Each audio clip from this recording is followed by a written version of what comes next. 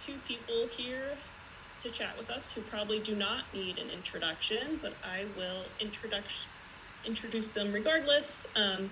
So we have Bethany Leonhardt here with us and Jay Hamm, both from Eskenazi Medical Health Center. Bethany is with Park and Jay is with adult outpatient and intensive adult outpatient teams, and they are here to talk to us about merit training and systems implementation. And you guys can jump in whenever you're ready. All right, thanks, Courtney. Yeah, we are hoping today to talk about some of the work we've been doing with getting merit implemented within our own system. So I think in a couple slides, we'll talk a little bit more about what our system looks like. I think a lot of you are familiar with Eskenazi, but for those of you who are not, we'll give a bit of a background on what it looks like. We've been able to implement merit pretty successfully at our institution. And then we've also been training folks and also providing merit supervision for a while. So we kind of wanted to talk about just what that looks like and some of the lessons we've learned in case there are other folks who are interested in trying to roll this out at their settings as well.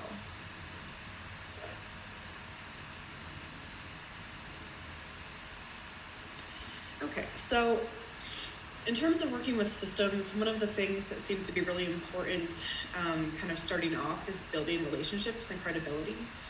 I think, this is important for any part of the work, is that if people kind of understand that you're there and you have, you're doing reasonable things, you're there improving things in the organization, I think that this, they get really curious about what merit is and like how it is working differently from other types of therapies.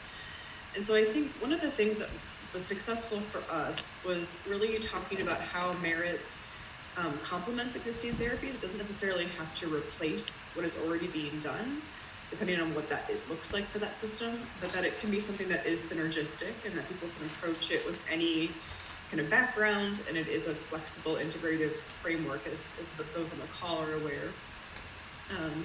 But also talking about how it fills in discrete gaps in the care. So I think one of the things that was really compelling to our leadership was this idea that this is a treatment that's actually developed for people with serious mental illnesses. And there aren't a ton of other depth psychotherapy models that are really curious about the experiences of people who are experiencing psychosis. I think there's been a recent kind of shift in this, but historically, at least especially when Jay and I were in grad school, we would learn about these different therapies, and the asterisk would always be this does not work with people with psychosis, or this is not tested for people that have schizophrenia spectrum illnesses. And I think there's less of that now. I think there's been more interest in seeing how different therapy models apply to folks with psychosis, but merit is specifically, created to help people with profound difficulties integrating things, and is tailored to helping them. So I think that is an important point to make. I think additionally, this might seem sort of like it's at odds, but I don't think it actually is with the first point, that this is transdiagnostic. So even though merit was developed for people with psychosis, it's not something that only benefits people with psychosis. People with different kinds of mental health challenges struggle with metacognition. And because merit is an approach that is, tailored to help people with their specific metacognitive deficits and to help them make meaning in their life, really anyone can benefit from this. And so I think highlighting the literature that shows that this not only improves outcomes for people with schizophrenia spectrum, but that it's also been shown to be applicable to other groups and is something that's more wide-ranging is also, I think, a really a key point for leadership. I think they get interested to see that this could be something that has a wide reach. I think one of the other points that is really essential is pointing out how this treatment can work with anyone, or that we're trying to use this with anyone. We don't really rule people out from merit. This idea that people with profound difficulties shouldn't or can't benefit from insight-oriented therapy is a really, unfortunately, a very widely held belief, and still is widely held. I actually had a call with someone in our system the other day who was saying exactly that. They were consulting me about a patient with a lot of difficulties and said, well, I don't think that they benefit from insight-oriented therapy. And I said, I have a different idea about that.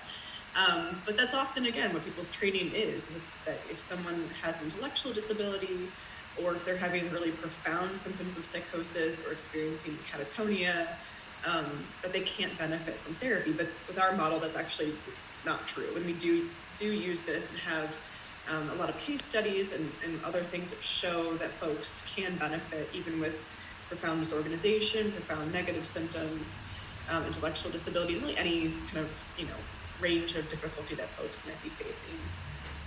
So I think that, again, sort of shows how this is appealing. This is a transdiagnostic approach. People come at it from any background, and that we think it can work with pretty much anyone, that we're willing to try with pretty much anyone and have found success with lots of different groups. And then I think also, my dogs are making themselves heard. I think also emphasizing the evidence base. So there is a lot of evidence for merit, showing that this can and does improve outcomes for folks. There are randomized controlled trials. There are a series of case studies. I think I was recently in a conversation with Marina Kupala, who said, the evidence base for merit is actually bigger than a lot of the other types of psychotherapies that are sort of, touted as being EBPs. So I think this idea that we need to really emphasize that the evidence is there and does exist for this model being something that can really help folks. So making sure that that is sort of part of this initial conversation, I think also helps folks who are at the administration level think that this training their system in this approach can be beneficial. And just to piggyback on one point there, I think the programs that I work with in my clinic are often quite long-term, and I think that this idea that merit could be used for people regardless of their current level of impairment, I think can be especially appealing when that maybe there's these ideas of like, the person is too impaired for this particular treatment, or is seen as quote not appropriate for group or something like that. And that kind of attitude, I think, ultimately is just kind of like, well, so we just give them medicine and try to keep an eye on them. And if things get better, then later on we can get them into therapy. And merit, I think, offers a path where we don't have to wait in the hope that something, symptoms remit or functioning improves a bit, where they're more able to make use of other more discrete treatments. And I think for thoughtful mental health workers that are in these programs, they sort of recognize some of these limitations. They're running into them day by day, but they still want to offer something that has some value for people who, maybe have long-term disability and have pretty enduring problems. And I think the idea that here's an approach that we could use regardless of what phase of illness or what severity of impairment is really appealing both to like frontline workers and to administrators that are looking to think about programming for their systems. Sorry, Jay, one point I forgot to make on that last slide as well is in thinking about building relationships and credibility, what you were saying reminded me of this idea, which, we were consulting with some folks in Australia. We were recently kind of making this point that one of the things that also really helps to establish credibility is to just start seeing people and like people start to see that there is that this works. So I think like the folks that Jay is describing, getting into the clinic and seeing the people that have been sort of told like this person isn't going to benefit from any of these other services, or we just have to kind of get them to a point where they could do therapy. If we can get someone with some merit, like a merit therapist in there, who will see that person and can it sort of offers some additional like real life proof that this is helpful to people and it is offering something different. So I think that is something we often recommend when folks are wanting to implement this. Yeah, as I think about this, some of this work here, we'll talk here shortly about a very specific, formal attempt to implement merit across our programs. But that came quite a few years later after we'd already been working in the system. I think one difference for Bethany and I at Eskenazi is that, I started here in 2013. Bethany joined as a postdoc in 2014. And at that point, there wasn't a guidebook.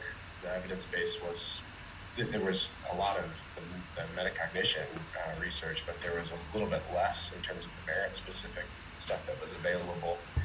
And so we were really kind of still in a building phase. I think at this point we have a lot more tools at hand to share with systems up front, and so maybe things would have been a little bit different, or if we were starting fresh now. But I think regardless, in thinking about how to work with systems, you do want to identify what potential barriers there might be to implementing merit. And a key consideration here, I think, is, is there sufficient infrastructure or foundation that would support the preconditions or the merit core values? What we're really thinking about here, I think, is a recovery culture, one that also recognizes that meaning making might be an important part of recovery, and that psychosis could be potentially understandable. These are assumptions that are not a given from place to place. I'd like to think this far into the awareness of recovery and the sort of widespread adoption of recovery model and expectations for recovery-oriented care that we'd be making progress, but I think there still is likely a lot of variability from place to place. We certainly here early on, before we got into the later kind of formal implementation, there was a lot of work that we needed to do with trying to expose people to different ways of thinking about serious mental illness, different ways of thinking about what recovery might really mean. Our system had been kind of ahead of the game in terms of just adopting recovery orientation as a kind of formal philosophy of care. The system sort of prides itself on having done this as early as 1997.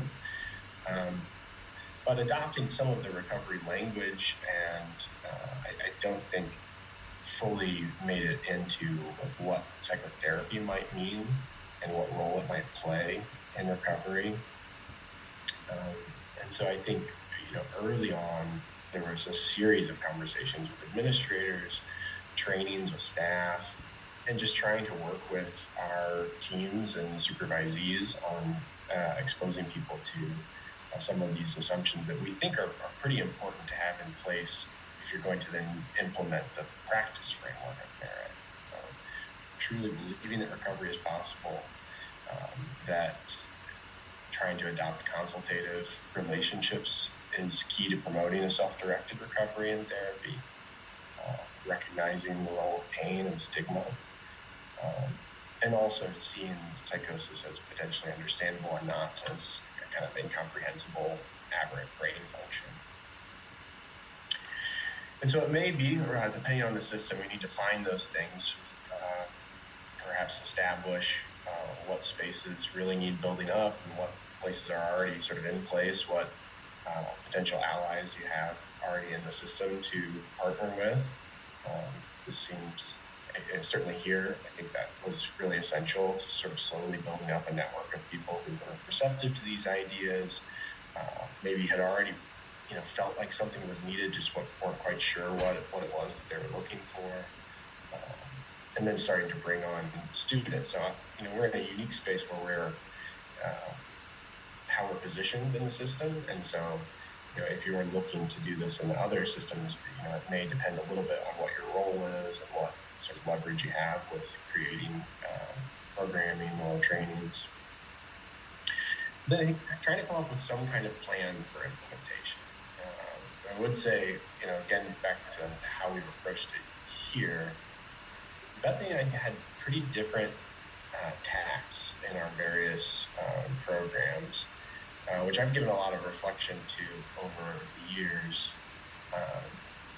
Bethany has a smaller team, and I think that being in the CSC program in the first episode of Psychosis Clinic, they were a little bit ahead of the rest of the system in terms of the recovery culture. There was also a smaller number of people to kind of work with, and perhaps Bethany is just more strong-willed than me and motivated, or less conflict avoided. I don't know, but she just went for it and kind of like very quickly was like, we're doing merit here. This is a merit clinic, and all of the therapists will be receiving merit supervision. This is the expectation here. I was working in a bigger, quite a bit bigger program with quite a few more clinicians, and for many years had a somewhat less direct oversight relationship with them. And I also had lots of reservations about trying to push this on people that maybe had already some previously established way of working. And so I was not shy about sharing ideas about this, and certainly if people showed interest, then I would be quick to try to support them, expose them to these concepts, and try to work with them to build up their skills as a merit therapist. But that was pretty slow work, and I didn't have, a majority of people that were banging down my door trying to learn this. It was people kind of, I don't know, somewhat interested, but more inclined to just try to refer people to me if they thought it sounded appealing, rather than learn it for themselves. And so that was a pretty different approach. And ultimately, I think what kind of pressed the issue later on is there was a bit more systems pressure to establish, like, what is your evidence-based model of treatment in your given program? And so if push comes to shove, then it's like, well, we're going to do merit here. We have the right personnel in place to make sure this is sustainable and to implement it effectively. We also think this is a more useful approach for the clientele in our program. So that ended up getting some kind of external pressure on me, is what kind of pushed me to say, like, we're going to implement this across the entire clinic, instead of just a kind of self-selection of people that were interested and could approach me. So, I think those kinds of things are things to potentially think through with where you are. Are you going to be supervising the therapists? Are there other ways to build up the supervisors if you aren't the direct supervisor for it? What kinds of capacity do you have for training? Is this something you can do on your own, or do you need to partner with the institute? Those kinds of things seem important.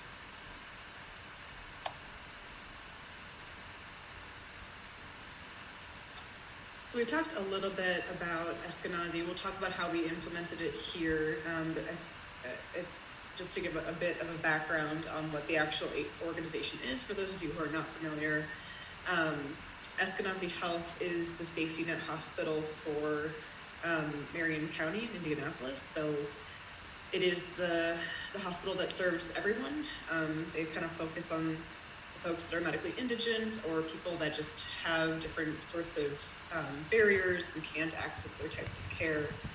So Sandra Eskenazi Mental Health Center is where we work, and it is part of Eskenazi Health. So it's essentially community mental health within this large kind of safety net organization. As Jay mentioned before, I am in a small first episode psychosis program. It's called PARC, Prevention and Recovery Center. We are funded by the SAMHSA set-aside grant to fund coordinated specialty care for first episode psychosis. And then Jay and Jackie and Kelsey, we have 4 psychologists in our system, are in the larger adult outpatient program, which serves anyone that is over the age of 18 and has a serious mental illness. There are some specialized programs within that as well. There's an intensive team for folks who are experiencing more difficulties. Kind of used to be the ACT team, that's now functions a little bit differently. And then Kelsey is also works with 2 different programs, the older adult services and a specialized clinic for folks with intellectual disabilities and a co-occurring serious mental illness. So is there anything that you want to add, Jay, in terms of just describing the sites?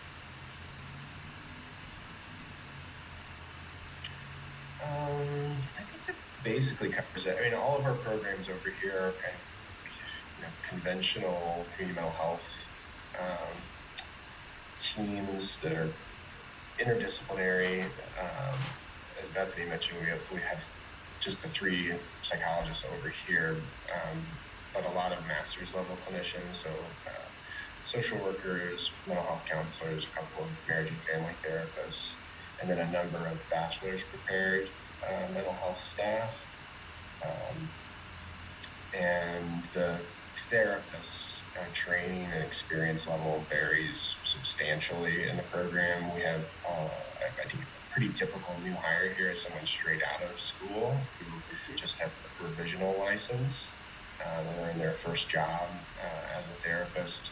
We do have some quite seasoned therapists here with a lot of tenure, 10, 15, 20 years of therapy experience, but overall this group skews early career.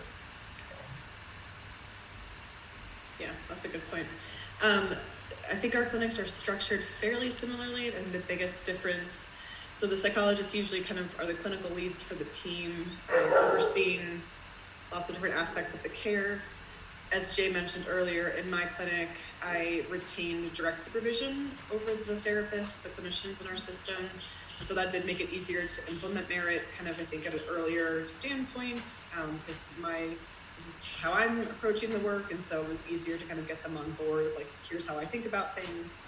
I think at the other clinics, the psychologists supervise the supervisors, and the supervisors then supervise the actual therapists.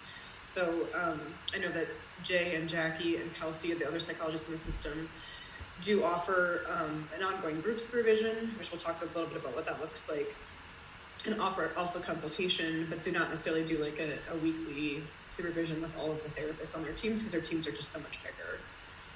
So we wanted to kind of formally implement merit at Eskenazi, and so the way that we did this was we started with a 2-day workshop in 2022, which included all of the therapists that were working in the outpatient serious mental illness clinics at Eskenazi. It was about 30 clinicians. And so we had Paul do this workshop where he talked about what merit is, what it looks like, and we'll kind of go over, I think, some of that when we talk about some of the things we're working on as like the merit training committee, of trying to formalize like what that kind of package looks like. But it included the background, the history, the research, and then also walked through all the elements, what they look like, how do you do these things.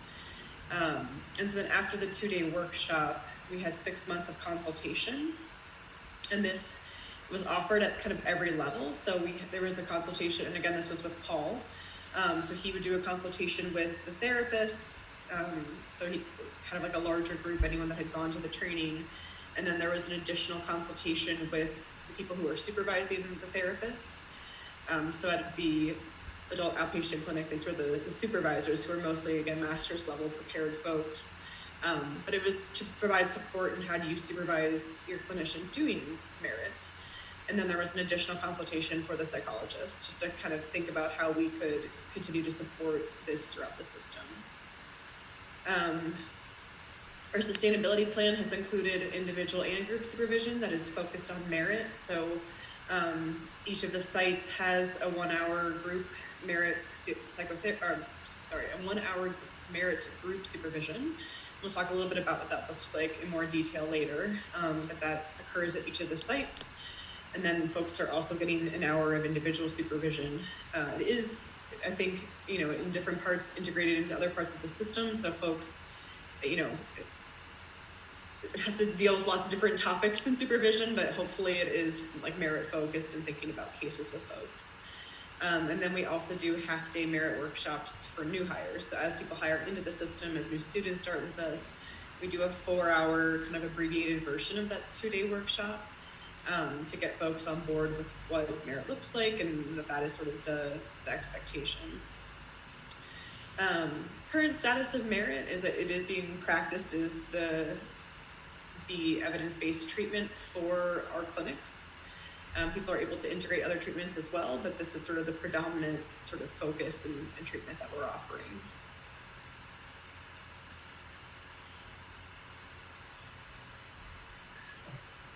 Okay, so 2 years out from that initial training, and I think there are a number of positives that are noticeable in the system. I think speaking most broadly, overall, it's been a very positive response from clinicians as well as administrators. I think having a clear treatment that they can point to has been useful to them in thinking about programming, and also when we interact with various third parties like Joint Commission or Indiana Department of Mental Health, and those opportunities. Merit has been quite well received, and the last 2 Joint Commission visits we've had, the auditor has been very impressed with our implementation of a particular treatment model like this. Been pretty good participation in group supervision. In our program, we mandated the group supervision for unlicensed therapists, and we made it optional for the licensed therapists. The majority of people have chosen to have a week or an hour every week of their schedule devoted to this and participate actively. There have been a small number of licensed therapists that have opted out of the weekly group supervision and don't really seem to be utilizing Merit at all, which is perhaps not too surprising. But that's a very small number of that original 30. We've had pretty good retention of our therapists in the last 2 years. Who knows if Merit can claim any responsibility for some of that retention. But I do think it's notable that we have had a couple of people who have left the organization who have been asked for continued involvement in Merit or continued opportunities for training in Merit. And so who knows how much we can take credit for it being a job satisfier or being able to give people some ability to sustain the work and avoid burnout and those kinds of things. But at minimum, it seems to have been pretty well received. And even the people who have left the organization seem to have positive things to say about the role in the programming. There is a fair amount of variability in Merit adherence. And we'll talk a little bit more about the adherence scale and how we kind of think about that in terms of an outcome tracker or not. But it certainly is the case that not everybody that went through that training that gets the group supervision would, on a session-by-session basis, be seen as consistent with Merit. But it does seem that overall, at least having Merit-informed practice has been a net positive, and people seem to be able to at least take pieces of Merit and incorporate them into their work.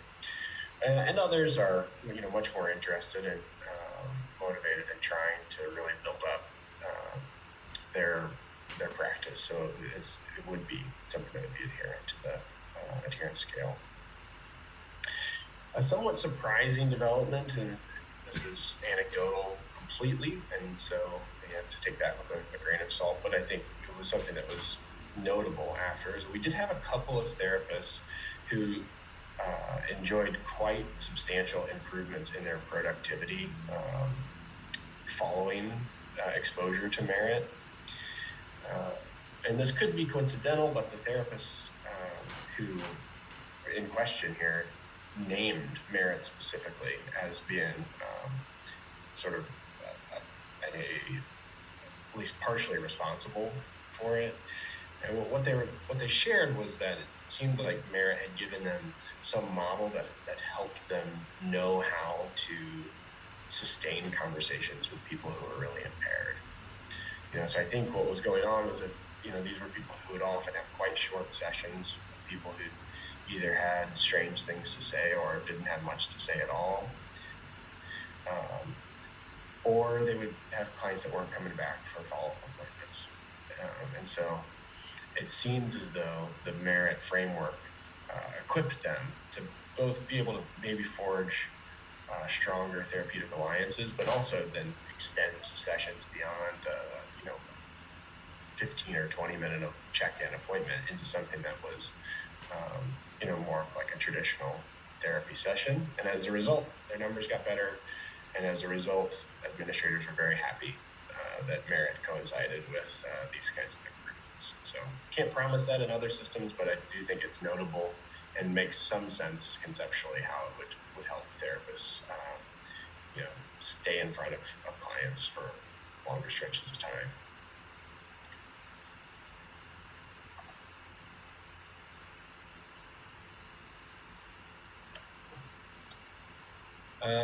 We did give some feedback forms, or asked the participants to complete feedback forms both immediately following the 2-day workshop that Paul gave in 2022, and then we sent them another form 6 months later. And we didn't take a real formal approach for like qualitative analysis of these, but just have read through them and noticed some themes. I think overall, especially at the 6 month later assessment point, therapists noted pretty positive experiences of group supervision, and a number commented on value of the role play videos in that. Another pretty common report in those, and also just in conversations and supervision, is that people had really positive things, especially to the second element of the practice framework. So the therapist sharing their own mind in session. And it's not clear if this would be a really widespread finding or if it's somewhat tied to local master's training programs. But pretty consistently, therapists have commented that they really felt freed up by this. That this seemed to contrast directly into how they were trained in their master's programs about sort of being objective or not sharing, not pretty strong push against any kind of self-disclosure. And I think pretty consistently across all of our programs, therapists have commented that they really value this part of merit, and that it seems to be having positive effect on their work with clients. And again, both in the feedback form and just also in group supervision, probably the most common bit of feedback and request is to be able to see what merit looks like. We'll talk, I think, a little bit more when we discuss the challenges of merit, but I think potentially one thing that has caused people to sort of avoid it or not be able to really implement it following like a didactic training is just having some trouble visualizing just what a merit exchange looks like. So the more abstracted concepts sound good, but it's hard for me to know exactly what this looks like. And other kinds of therapies that I've been exposed to, I can see this exact exchange of this is what a CBT intervention looks like, or this is what a acceptance therapy intervention looks like. And so finding ways to read transcripts, to watch those videos, that's been a pretty positive experience that people have commented on.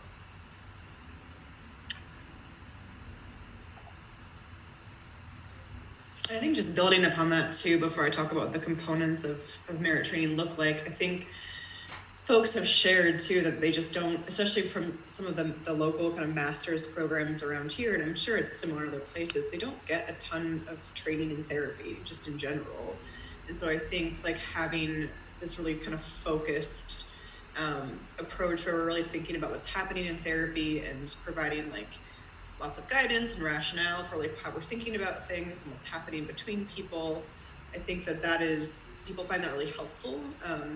Because in addition to not getting like a lot of training in therapy in general, folks then also get such little training on how to work with people with profound difficulties, and then find themselves in a community mental health center where they don't have a lot of experience in knowing what to do or how to help somebody who's suffering like this to move forward with. their life and promote recovery. So I think it does address like a lack of training that's occurring in a lot of master's level programs. Can I add one thing? Yeah, there? sure.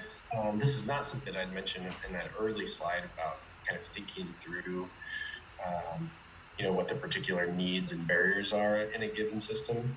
But I do think that having some general sense of what kinds of therapy is being offered or not is important in how we think about introducing merit. And so, if there's a pretty robust cognitive behavior culture in a system, or the system happens to be quite psychodynamically oriented, I think those kinds of initial baseline status of the therapy availability, it does kind of factor in about how merit might be thought about or how it would be incorporated to complement existing programs, as Bethany mentioned, versus perhaps a number of inexperienced therapists who have a sort of eclectic toolkit approach that's mostly focused on kind of discrete coping skill interventions or something like that. Maybe not a real formalized kind of therapeutic orientation.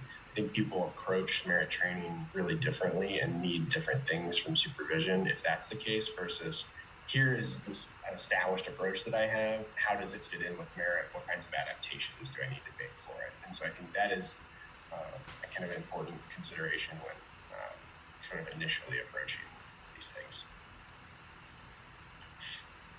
Okay, and then so what the components of merit training look like, this includes reviewing the MASA codebook. I think many of you are familiar with what this is, but the MASA is our 4 different scales of reflection that we're targeting in terms of metacognition. And so folks really need to have some time to read through the codebook. It breaks down some of the research around metacognition, why it would matter for folks experiencing serious mental illness, how it plays into recovery, and then it walks through what all of the scales are, the different levels of the scales, and offers examples of each of the different levels of reflection.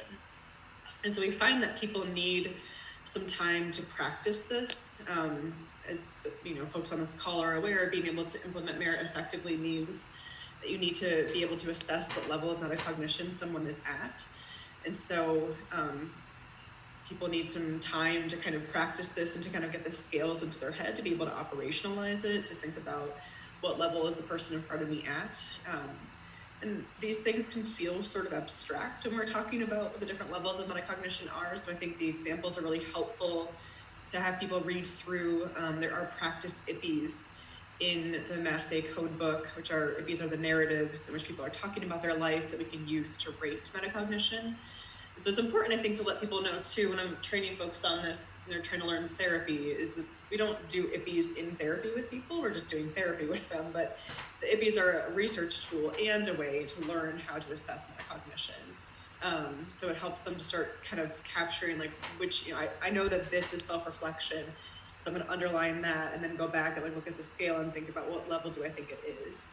And then having ongoing conversations, either in group supervision, if this is being implemented with a couple of people at once, we'll have a group conversation about it, which I think is really the most fruitful. People get a lot from talking with each other, kind of seeing, where did this person see metacognition? I missed that. And just kind of having that experience of thinking together about it. But certainly we've also done this on an individual basis if we have 1 or 2 people that are learning merit. But they kind of need those conversations and to do the practice IPPs to really start to get a foundation on what the different scales look like and how they would know where someone is to then be able to offer interventions at the correct level. We also offer didactic training on metacognition and the merit practice framework. So people do kind of need this, depending on their level of familiarity. People that are newer to it, I think, need the background of what metacognition is. It's not a mainstream idea that's taught in a lot of graduate programs. And so thinking about how it relates to things like fragmentation and how it can impede someone's ability to form personal recovery and move towards what they want in life. And so it seems like the best way to kind of disseminate all of that at once is this more kind of didactic training, talking about what that is, and then kind of building into what the merit practice framework looks like. As Jay mentioned, we do have some merit therapy videos. I think there are about 4 of them that Paul created. When did we figure out that was? 2010, 2011? They're a bit older, but they're real sessions that Paul had with people. And they do offer this sort of more concrete idea of what it looks like to actually do merit. We also have some annotated transcripts of those sessions where it's sort of breaking down like which elements are happening in different moments. And so I think those are helpful for people as well. We'll usually show the video and just ask people to react to it and kind of like, what did you notice? What stands out? What's different? How does this look different from like what you're doing with folks? But I think after kind of the didactic training and watching the videos together, people really like to read the annotated transcripts to kind of get these examples as they're thinking about like, well, how do I do element 2 with somebody, or what does it look like to get to someone's agenda? And I think like reading the annotated transcripts can be really helpful. We then also have this ongoing supervision. I think people need ongoing support with merit to think about, you know, what parts of it are going well, what parts of it aren't, how to address certain things within a merit framework. So I think both group and individual help support this. And then we also encourage people to use the merit therapist adherence scale. It assesses all the 8 elements of merit, and so we ask folks, especially if they're newer, if they, you know, to sort of think about their sessions after they've had them, and to bring that to supervision. You know, how do you think you're doing on these different elements? Are there parts of it that are hard, or maybe you're not sure what their agenda was, and then we can like think about that with them in supervision. I think also if there's opportunities to have observation, whether it's like a live observation or even just a taped session, I find that that's a really helpful way to get a sense of whether or not folks are able to implement merit effectively. And also helps you to give, I think, more tailored supervision of like, hey, you know, I think this, you really got this one element, that you're missing the psychological problem. We need to think more about what that looks like. But I think just, again, this ongoing supervision where you're thinking actively with people about the different 8 elements of merit and thinking about like how much are these each present in their sessions, and like how could they be thought about in a different way, or if there's something that they're missing, how to kind of bolster that.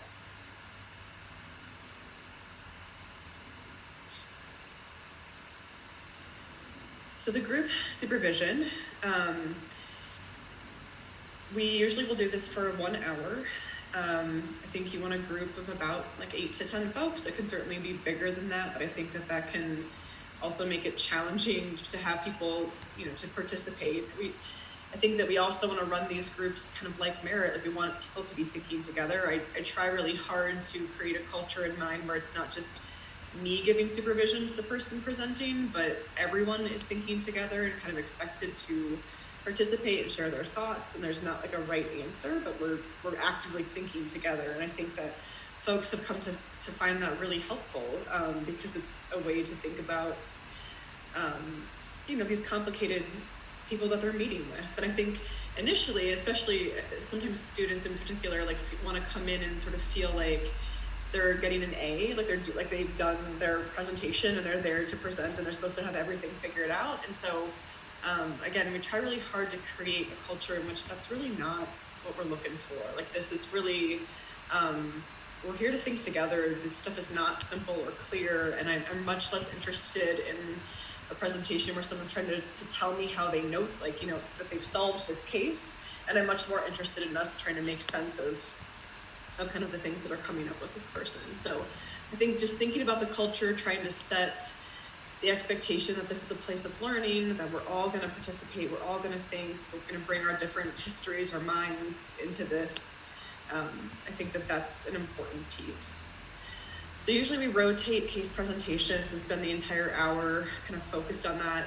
Again, in the beginning, when people are learning the MASA scales, this is often a great time to spend the first, you know, maybe 15 minutes of the hour on the IPs, going over the ratings, people sharing their thoughts. If you have a big enough group, sometimes that ends up being 2 different meetings because it just is hard to fit everything in and to then give enough time to really think about the patient that someone's presenting on. But can be a great way, again, to get folks, you know, talking about the scales and thinking about different IPs that you're having them learn on.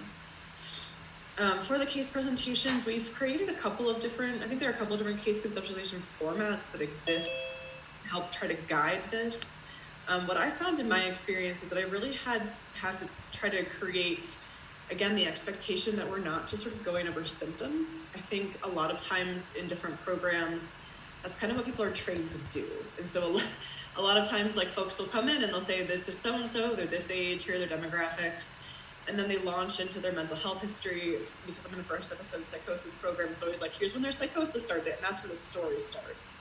And I have to say, like, hold on, stop, let's not start there. And they're just giving me a list of hospitalizations and symptoms, which doesn't mean anything to me. And I will say, like, can you tell me their story? So we've created a case conceptualization to try to guide people, like, start with the person's story, like, whatever of that you have. And again, people are going to have different levels depending on how long they've been seeing that person, how long they've been doing merit. Are they struggling with getting narratives or not? But I think just trying to help them to think about this person over time, and then kind of usually guiding them through the merit therapist adherence scale. Like, what does therapy look like with this person?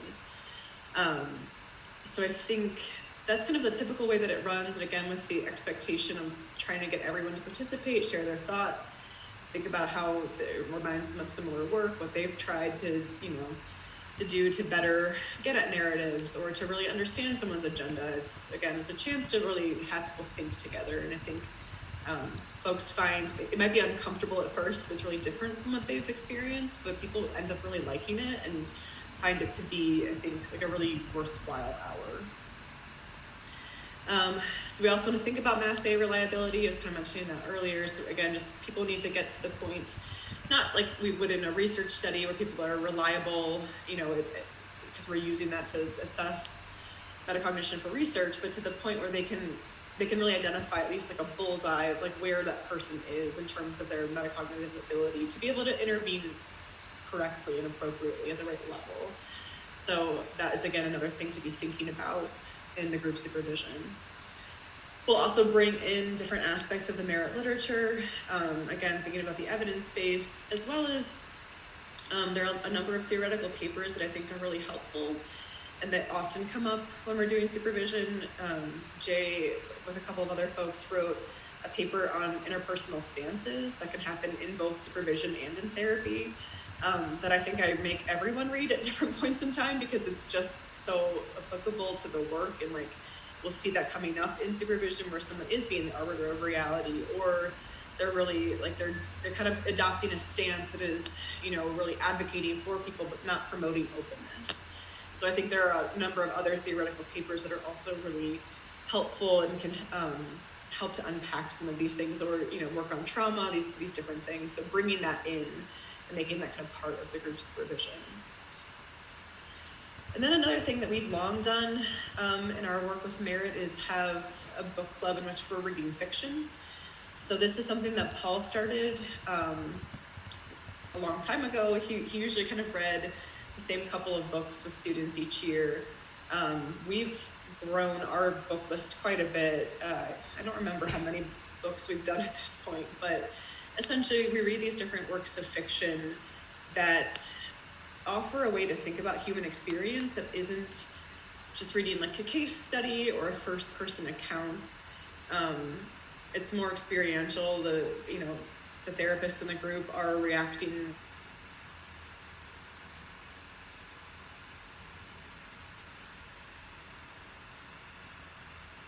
weeks. We meet and discuss the book. We try to pick something that's on the shorter end because we know people are busy. So we try not to go over like 150 pages, although we have at times. And then we usually give like more time in between. But it's a way to, again, like make meaning together, to be thinking about confusing experiences that people have, to integrate different parts of experience. It's a lot easier for someone to say, I don't like this person in the book, than it is to say, I don't like this patient that I'm seeing. But it helps us to think about how that's just a human reaction, and sometimes we don't like patients or we don't like parts of them. But it tends to be a really rich conversation, and helps people think about other people and think about stories and think about how we make sense of things in a way that's just different from all these other things that we're talking about. Is a way to teach merit. And just offer a couple of reflections from my own experience in group supervision. I do think, as Bethany has just commented on, exposing to the merit literature and also getting people to engage in some kind of experiential activity that gets them practicing reflection and thinking about struggle and humanity and these things, it does seem to really help with the implementation of merit. And not everybody in group supervision is going to be as interested in reading as Bethany and I are. And I find that when people do want to read, it gets easier. When it's a chore, I think it's more challenging. And one thing that I've had some kind of a little bit of internal conflict about, or ambivalence about, in terms of my role in group supervision, is how much to be sort of directive with this stuff. I think, like most psychotherapy approaches, supervision roughly parallels a lot of the tenets of the therapy itself.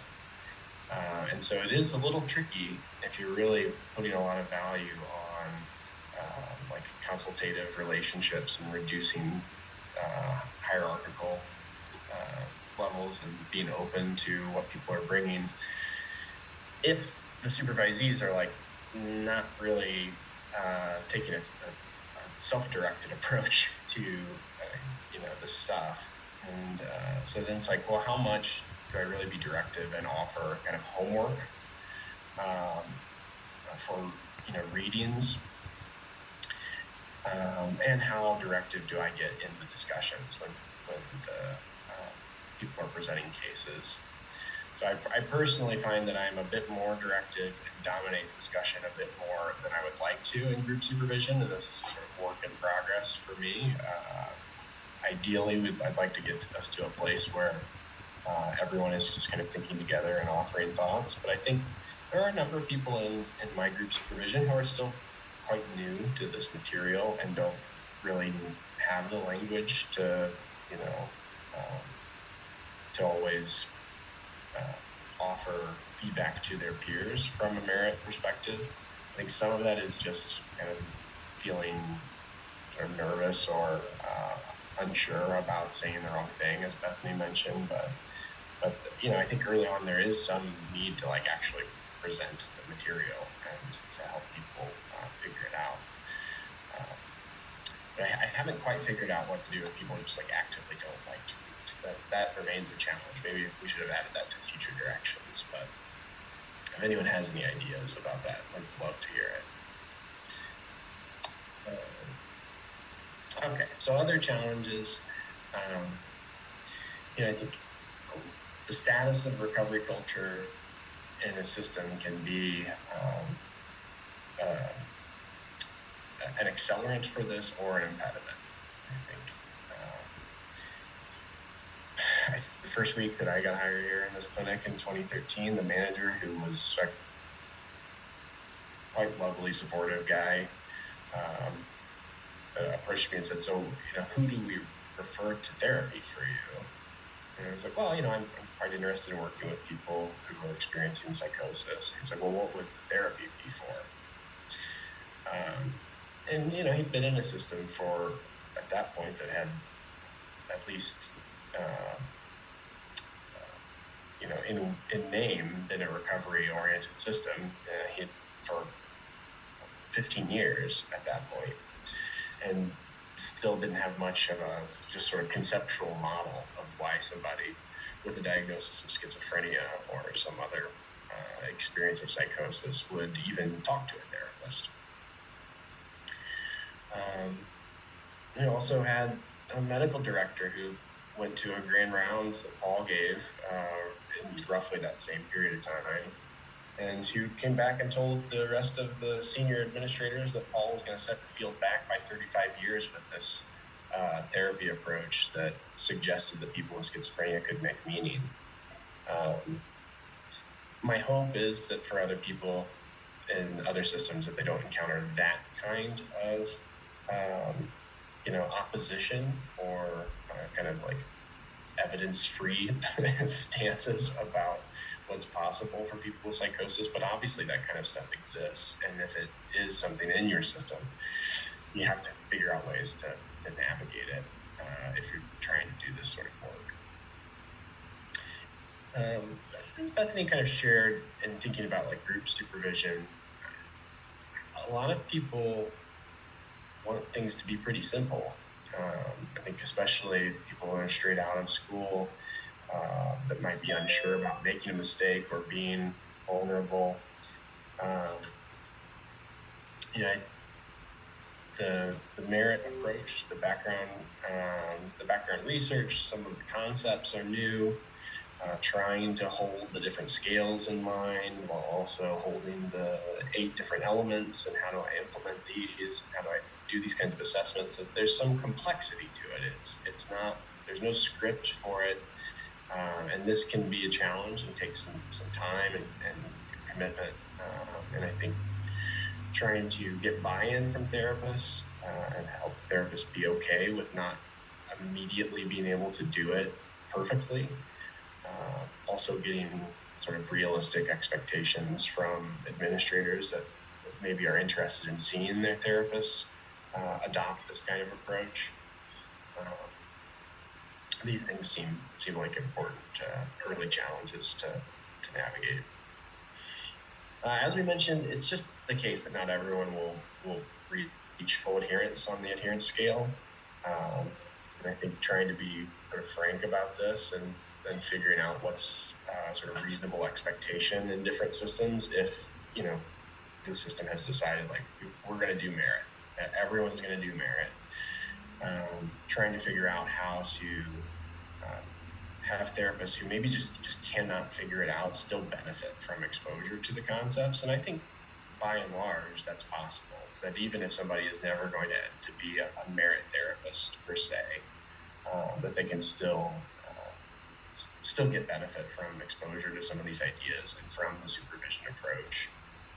Maybe perhaps because it's not a prescriptive approach, and there are some of these concepts that you could still take up and still enrich other kinds of treatment models. Another challenge is if there are just competing mandated treatments, how to work around that or within it.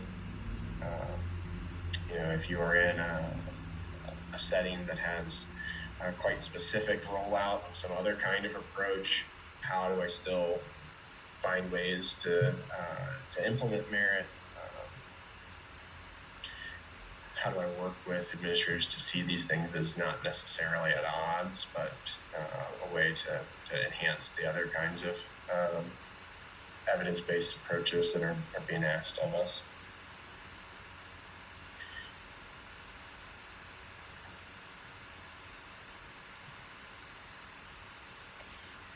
So we want to spend some time talking about some of the current initiatives in merit training. And some of you are on the merit training committee, so this will be kind of a review for you all. But we do have ongoing training happening in several locations. There's a group in northern Indiana who is really interested in doing merit in their newer CSD program, and so we are training them. There's also a group in Australia that is really interested as well, had been working with Paul before his death to try to get more kind of buy-in. I think their experience is similar to a lot of ours here, in that there's not a ton of depth psychotherapy training around working with people with psychosis or serious mental illness. And so, the group that's found this find it to be something that they're quite interested in and wanting to sort of garner some support for. And so I think there's going to be like a set of merit kind of seminars that are monthly, that will have like rotating speakers to come and talk about different aspects of merit, different pieces of it, and just trying to kind of garner more interest to hopefully do some more kind of formal trainings and to have more merit trained therapists in their different health systems. Jay and I also recently went to Temple and did a training in Philly with some graduate students who are interested in merit. And so there are folks in different places who are wanting to know more about this. we get a lot of inquiries through the website as well. We're trying to figure out ways to offer kind of regular merit trainings for, you know, people, like we might get 1 or 2 at a time who are interested in merit. And so trying to build up some support to have like a virtual, you know, 4-hour training that people can sign up for, and trying to get some more kind of support around that. The Merit Training Committee has been kind of busy at work thinking about ways to solidify a lot of these different pieces of what it means to do merit. So we have formally identified what the certification process looks like. And folks have received kind of legacy certifications if they trained with us or with Paul, that we know that they're able to kind of practice merit to full adherence. And then folks who are interested then in pursuing certification would have a route to do so. So typically people would get some kind of training in merit, have some ongoing consultation and supervision, and then when they're ready to submit transcripts, I think we require 3 transcripts that kind of meet our fidelity on the merit therapist adherence scale, and then folks are considered to be a merit certified therapist, and will receive a certificate, as well as we'll have some kind of directory at some point on the Institute's website, so folks can look up where there are merit certified therapists near them. We're also trying to develop additional training materials. We've been working quite a bit on the merit overview slide deck, so that we have kind of some standardized slides that people can use when they are trying to implement merit in different systems. And of course, people can change them how they need to, or, you know, add in what is most relevant to the group that they're talking to. But we want to have something that sort of helps folks to talk about what the model is and have clinical examples of all the different elements and how this fits in with other things. So we're still working on that. And then we're also developing the merit therapist adherence scale. We're developing some tools around that as well. So sort of similar to what we have with the Mass A, we want to develop a bunch of sessions that people can read and then see where the different elements are and kind of get reliable on that as well. And we've never studied the scale to see if it is reliable, so that's kind of what we're going to figure out, and hopefully emerge with some training materials that will help people who are interested in doing this to know whether or not they're able to assess their own performance or the performance of other folks as we go on to certify more people. And then sort of shifting from that into what's on the horizon, I think building off some of those adherence scale tools, but perhaps developing a more comprehensive implementation toolkit for systems that would be, similar to what other kinds of treatment models have available, is something of interest. And the hope is over the next few months to kind of work on that. And some of that has been also sort of inspired or hastened by some initiatives that are happening here, like locally in Indiana, but would also be the case in many other states related to the sort of growing movement in community mental health centers to adopt the federal expectations of the Certified Community Behavioral Health Clinic, or CCBHC. I think there's been some variability from state to state about what evidence-based practice expectations look like in systems. Indiana has never had particularly strong kind of like mandated expectations, but that is shifting as we move toward this new federal model that SAMHSA has some input on, and then various states refine or expand on what treatments are expected in systems. So here locally, we've had conversations with the state mental health department, and at this point, they have been pretty receptive to merit and have approved it as what they call an optional evidence-based practice. So they're supportive of us doing that, but they're not mandating it to other systems. But they have not closed the door on that as being a potential kind of decision of interest down the road. I think to try to navigate some of these things is tricky, and I think in many ways a lot of the spirit of merit has often served as a counterpoint to some of the kind of tenets of a lot of other kinds of formal EBPs that exist. Certainly, we've written and discussed different kind of critiques and limitations of really narrow EBP approaches. But I think the reality is that we want to operate as much as possible within this sort of mainstream approach to treatment, and we do have a strong evidence base that supports this kind of work. And so as we move to the future, trying to disseminate merit more broadly, we have to figure out ways to exist alongside that contemporary landscape that really puts a priority on being able to point to specific EBPs. So I think a lot more to do there, and finding ways to get in the right rooms or the right conversations to think with the regulatory bodies about how they consider or classify merit is probably an important thing to continue to address down the road. Separate from that, I think there's a lot of interest here within the Institute of just growing the community of practice with merit practitioners. The hope is that the certification process, our ongoing work with the clinical consultation calls, finding ways to develop more trainers and continue to field inquiries that people that are reaching out to us. I think one of the real strengths of our small community has been the sort of support and ongoing collaboration and thinking together, and hopefully we can continue to maintain that while also kind of scaling up the number of people that are interested in this kind of work and trying to do it in their respective systems. Bethany, any other thoughts on that before we try to open it up for a few questions or discussion? No, I think we're going to open it up. Curious to hear what people think.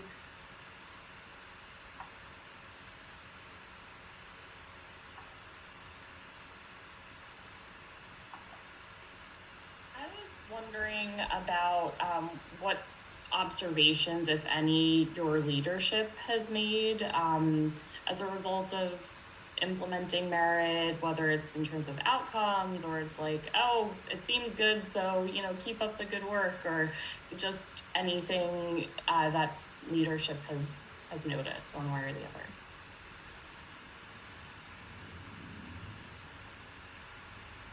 Well, so I had mentioned the anecdotal changes in a couple of therapists' productivity rates, and that certainly caught their attention.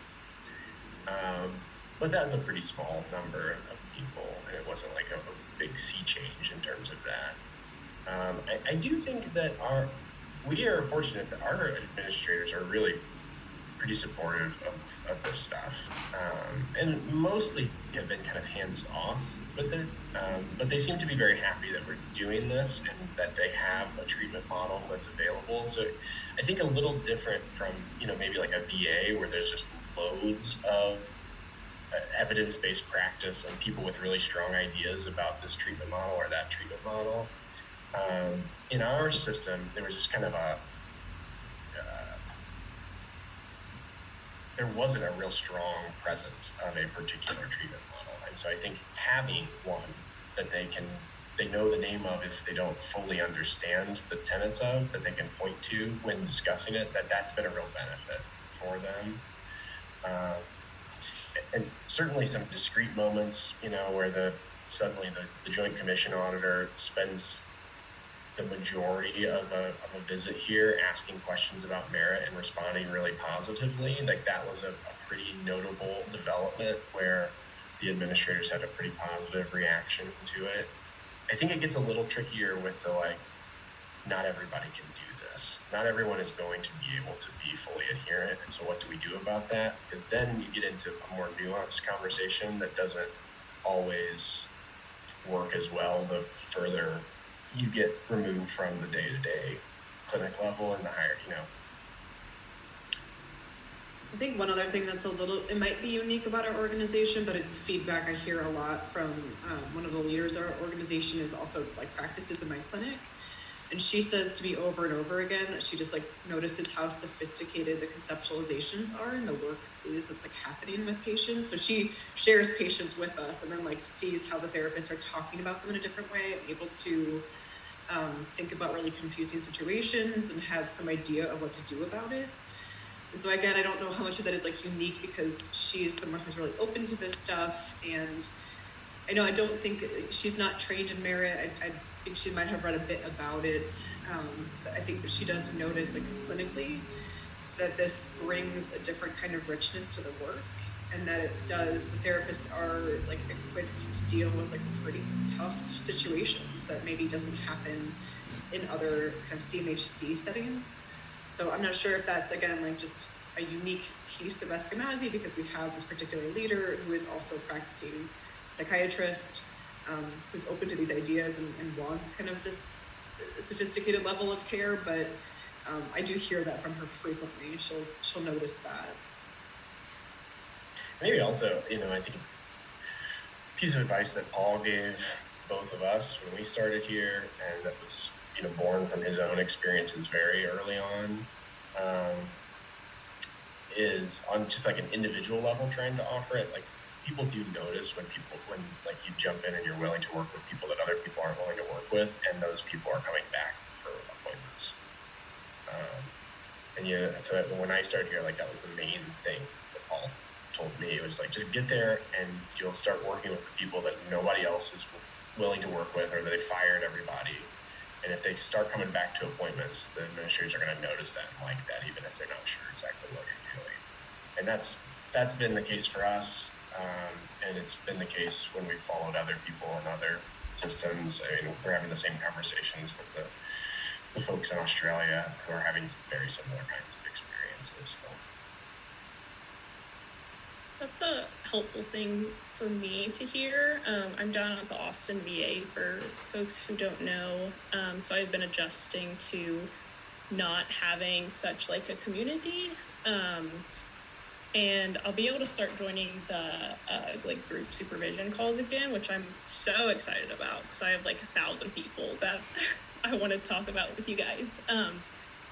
So I have a couple of patients who have trickled down from my supervisor to me basically, which has been really nice because they're showing up and I'm doing the work and it's going well. I'm curious about like next steps from there, right? So like you're showing that people are engaging in treatment and getting better. Like what do you do next maybe to like keep the merit stuff moving forward in a system like the VA?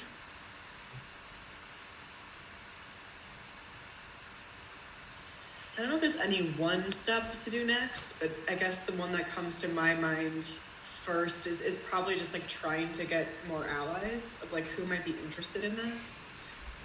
I think if you have any kind of supervisory components to your job, and like also I think taking students also really helps to kind of build energy around this, because then you'll have like your students learning merit, you can do group supervision with your students. But I think the more people that you can get that sort of notice that you're doing something different, that it's having a different kind of reaction than perhaps some of the more prescriptive types of treatment, like that just starts to build some energy around it. So I think allies in terms of who wants to practice it, but then I think also with your supervisor and with the folks that are, kind of making decisions there, like trying to find ways to talk about it, and like see if there is any buy-in or interest. I think often whenever there's a lot of people practicing who are like, yeah, we actually would really like you to train us in merit, then it's like, oh, we can take that to our leadership, and the leadership is then like, oh, well, sure, if like, can Courtney do this, and then you can. So I think just building allies as much as you can. So you're doing the work on like the individual level, but then trying to find like who else might want to do this or be interested in knowing more about it. Yeah. That's helpful. And I feel like a lot of times clinics have like a treatment structure set up. Like CBT is their go-to model, right? Or like Merit and Indy, but there doesn't seem to be any kind of structure here. Everyone's kind of just doing whatever. So that's might be a barrier, but might also be helpful if people are interested in like having a common language or like a common perspective to think about these things from. So I'm excited to keep moving forward here. And I don't know if you have any venues or ways to like do case presentations, like with other psychologists there, like you guys meet for something. I think people get like find it really compelling when you present a case and you talk about like how this looks for this person. I think that's another way to sort of drum up some interest that could like lead to more conversations. I don't know if you have any opportunities like that there. Yeah, we don't, but I'm thinking of one meeting. It's like a PRRC combined meeting for all the PRRCs in like the Central Texas system, and we mostly talk about nothing there. So adding like a case conceptualization piece or like a presentation could be beneficial. I think it's definitely like workable into, you know, like one of those existing meetings where like everyone's there but nothing is really happening. So it's a good idea to think about a little bit more. What I was going to say, like I also would suggest grand rounds and presenting for that. So I'm happy to also talk offline, say relate a lot to your situation, being a BA myself, but that was one idea that I had. Yeah, sounds good. Thank you. Yeah, you know, I also think it's just kind of from a strategic perspective in terms of like establishing allies or building things up. You know, trying to think about what is the power structure of the space that you're operating in. Are you working with collaborating psychiatrists, and how much, how, you know, are they sort of off to the side of the team or are really driving things? Who are the kind of mid-level administrators and what's their role in bringing on students or trainings and those kinds of things? And, you know, I think we've found trying to find different ways, like different parts of Merit are going to be appealing in different ways to those folks. And so just sort of building up some connection with them and thinking through how this stuff might help. If you get a psychiatrist who suddenly is referring a bunch of people to you and saying good things about it, then you've got like an interdisciplinary connection there. If you get a manager or a supervisor that's on board, you can really kind of think through like what are ways we could build in more trainings, or where are the gaps here? We don't really have a coherent treatment approach here, and I wonder if this could be something useful we could think about, and try to not like enrage anyone. That's important. That's key. Yeah, that's fair. And I think I'm kind of in a unique situation because my like administrative supervisor is also my clinical supervisor until I'm officially licensed. So a lot of these conversations are happening, and he is not trained in Merit, but he's interested in it, which I think is a great first step. So yeah, I think, you know, when people are interested and, you know, to like ask for permission to give them stuff to read, and if they want to, then start taking them up on it.